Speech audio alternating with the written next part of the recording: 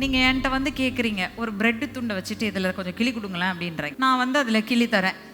என் கை அளவுக்கு என்ன செய்யும், ஒரு சின்ன பிட்டு உங்களுக்கு வரும். நீங்கள் அதே பிரெட்டை ஜெராட்டை நீட்டி ஜெரா கிளி கொடு ஜெரா ஒரு குட்டி பீஸ் அப்படின்னு சொன்னீங்கன்னா, அவள் கிள்னானா எவ்வளோ இருக்கும், இத்தினோண்டா இருக்கும். ஏன்னா அவள் விரலும் அவள் கையும் குட்டியோண்டு விரல், 3 வயசுக்குள்ளே எவ்வளோ இருக்கும் அவ்வளோதான் இருக்கும். ஆனால் நீங்கள் தேவன் கிட்ட கேட்குறீங்க, ஆண்டவரே கிள்ளி கொடுங்க ஆண்டவரேன்னு கேட்குறீங்க. அவர் கிள்ளி கொடுத்தாலே அது அள்ளி கொடுத்த மாதிரி தான் இருக்கும். ஹல்லேலூயா. உங்கள் சிந்தைக்கு லிமிட் பண்ணாதீங்க. உண்மையிலே சொல்ல போனால் நிறைய பேர் இன்னைக்கு உங்கள் வாழ்க்கையில் பதில்களை பெறுகிறீர்கள்.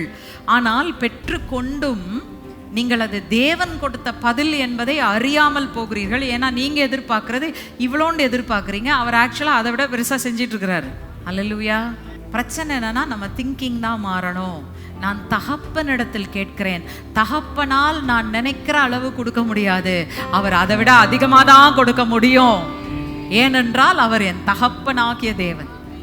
அவருடைய வல்லமை அப்படிப்பட்ட வல்லமை.